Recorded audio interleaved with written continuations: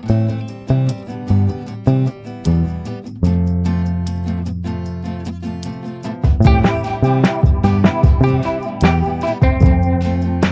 everyone, my name is Dr. Yonit Arthur. I'm an audiologist and strength coach, and I specialize in vestibular disorders. Welcome to my channel, The Steady Coach. Today we're going to be talking about part 2 of a 2-part series on setbacks, or as I called them in part 1, ups and downs in your recovery. In the last video, we outlined 4 major factors that play a role in why people have ups and downs, and we talked about how normal it is for people to have ups and downs in their recoveries. In this video, we're going to be talking about some more concrete strategies for how to manage the daily reality of the ups and downs you're experiencing. So there are 2 main stages in dealing with a down in your recovery. The first is reminding yourself that you're safe. And don't worry, it's not just involving reminding yourself that you're safe. We're going to do that in a few ways. But the second is in coming back to the mechanisms and addressing the actual underlying problem, which again is basically the topic of my whole channel. So what happens during a down in your recovery is that threat response has risen.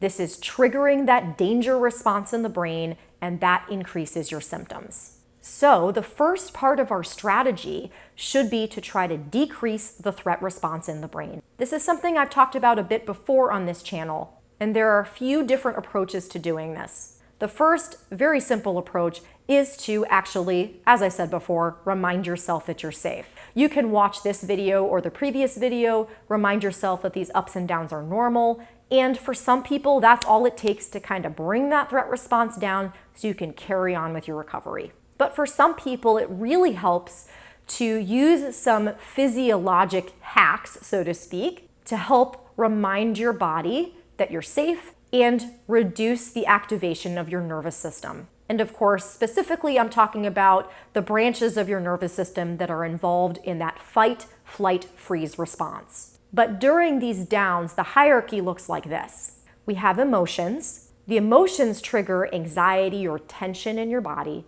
and then the anxiety or tension in your body trigger the symptoms. So these techniques are going to work best when you feel hyper aroused or like you're in a fight or flight state. If you feel paralyzed or frozen, my recommendation is to spend some time with a loved one and doing soothing activities first. These techniques are not really going to help you if your symptoms are sky high and you're so dissociated or derealized that you're not even feeling anxiety or panic. But when you're feeling anxiety or panic, physiologic stress reduction techniques are super helpful. So I've taught you some of these in previous videos. I'm just going to review them very quickly. The first one I talk about is something called peripheral vision, where you look directly at me or at somewhere else in your room, and then while you keep your eyes on the object, you look out of your periphery. So you're looking out of the sides of your eyes and you're focusing on something at the sides of your head. So you're looking straight ahead, but you're focusing on something at the sides of your head. This helps bring activation back down. The other thing you can do is something we have not yet talked about on this channel, and that is called pelvic floor relaxation, combined with a technique that I have talked about called the wet noodle.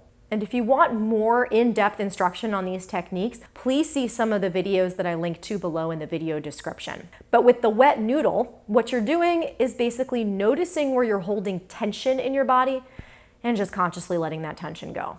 I know that seems like a very simple thing, and if you're not familiar with how to do this, sometimes it can be helpful to practice full body scans beforehand so you can become aware of where you're holding tension in your body. But if you're able to notice where the tension is, just let it go, relax it. And this is more effective when combined with, as I said before, pelvic floor relaxation. The pelvic floor has a very close connection with your sympathetic nervous system. So that's that part of your nervous system that keeps you in fight or flight mode. When your nervous system is highly activated, your pelvic floor is tight. And when your nervous system is in a more relaxed state, your pelvic floor relaxes. It kind of hangs like a hammock. Okay? So the pelvic floor refers to that collection of muscles and tissues that are basically between your 2 sits bones, so the 2 bones under your butt. And what you're trying to do is as you inhale, you're trying to allow that hammock of tissue and muscle to relax down onto the surface that you're sitting on. And the way to do this if you've never done that before, is to find your hip bones. So that's the two bones in front of your hips right here. And then find your sits bones. So those are the bones under your butt. And you're going to draw an imaginary rectangle between all four of those points. At that point, you're going to inhale and imagine you're expanding that rectangle. I know that sounds weird, and you're not actually going to move the bones, but you're going to imagine you're moving the bones. When you do that, you should again feel that hammock of tissue and muscles relax onto your surface. Do not worry if this is difficult for you. For many people with trauma, this is totally impossible to do without a lot of practice, but it's worth a try. And if it helps, awesome. If not, you always have the peripheral vision option. And you can also do the wet noodle as well. For all three of these techniques, this is going to help take some of the tension and anxiety down just a notch so you can redirect your attention to the things that I want you to focus on during a down. At this point, once you've practiced those techniques, you might feel a little bit calmer. But if not, either way, at this point I want you to remind yourself of what's actually underlying this whole process. Just as we talked about in this video and the previous one, what's underlying the tension that's leading to the symptoms is emotional. And when I say emotional, I've talked extensively about this on my channel. We've talked about emotions we have not felt. We're talking about unresolved conflicts. We're talking about unresolved traumas. All those kinds of emotions that have not been fully processed are the actual trigger for the tension and then for the symptoms. So if we really want to move forward in the recovery process, your job at this point in time is to continually remind yourself that this is actually what's going on. I know the symptoms are here, so you can say to yourself or to your symptoms, yes, yes, I know the symptoms are here and they're really awful. Dr. Yo says this is part of the recovery process. I've done my physiological stress reduction, and now I'm going to focus on the emotional things. What is bothering me? And these questions can help. What am I feeling right now? Or what am I not feeling right now? And in many cases, what seems obvious on the surface that you might be feeling is actually not the real problem. It's the stuff that you're not aware of, that you're not feeling right now, that is the problem. This is an excellent time for journaling, and I'm going to give you some very important advice for this point. I know that having these symptoms and the anxiety that comes with them is absolutely miserable. Of all people, the people here on this channel, we get it. We know how awful it is. And that's why I've devoted this entire channel to making you feel better. But for this moment, when you're working through your emotions, I want to draw your attention away from the emotions you feel about your symptoms and focus on the emotions that you feel about everything else in your life. The symptoms are not leading to your symptoms. Other unresolved things in your life are leading to the symptoms ultimately. So it can be really tempting if you're deciding to try to process through some of these emotions through talking it out or journaling, or perhaps dictating a journal if writing is difficult for you, or talking to a counselor to talk about the symptoms and how hard they are. And I know that's actually part of the recovery process. But in these moments, do your best to try to focus on the actual other stuff that's bothering you.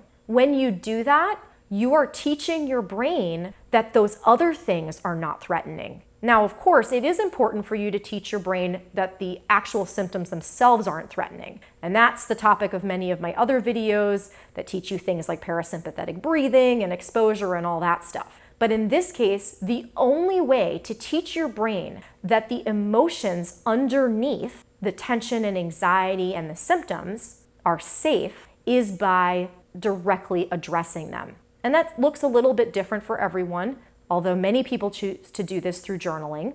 But we really want to focus on the life events, conflicts, emotions that have been difficult for you, relationships that have been difficult for you, and not on the symptoms themselves when you're in a down. And I know that this is a big ask because your tendency during these downs is going to be to focus all of your attention on the symptoms, which is why I'm specifically advising you in this video to do your best to focus your attention away from them. So at this point, you've got some tools. You've got I'm safe, you've got some basic soothing and regulation, you've got some physiologic stress reduction, and then you've got this focus on emotions. Here are a few other little tools that might be able to help you. Find a community of people who understand what you're going through.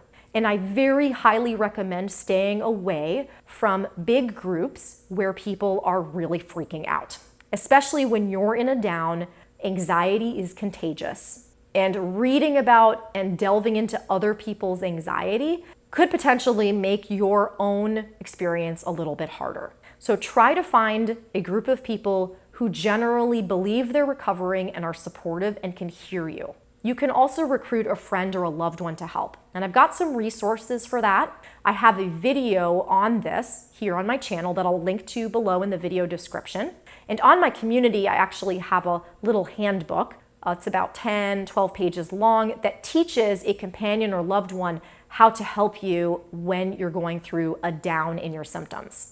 In fact, I actually did an entire seminar on the topic, and I have a whole Tools for Tough Times workbook on there as well that teaches you all sorts of stuff that goes into a little more depth than I did in this video on how to soothe yourself and get yourself through a tough time. Another thing that you can do here is when you're not in a down, spend some time writing, recording, or dictating to yourself your thoughts and your feelings at the time. Hearing it in your own voice or seeing it in your own words can be much more powerful and much more comforting than hearing it from anyone else. And of course, there are always the little but really not so little lifestyle things that you can do to help. Do your best to get outside, get some sunshine, get as much movement as you can, even though I know that's very hard when you're in a down. Try to be consistent with your sleep patterns, even if you're not sleeping well. Try to eat well. And I know this is a big ask, but see if you can do something that is a little more lighthearted.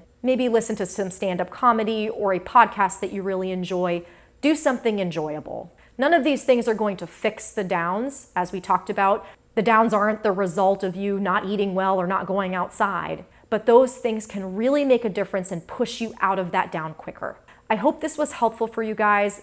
Again, this is a topic I'm asked about a whole lot on this channel, so please let me know what other questions you have about this topic. And if you have any requests for future videos, just drop them in the comments. As always, if you liked this video, if you found it useful, please share it, please like it, and please subscribe to my channel. I'll talk to you guys soon, and thanks again for tuning in.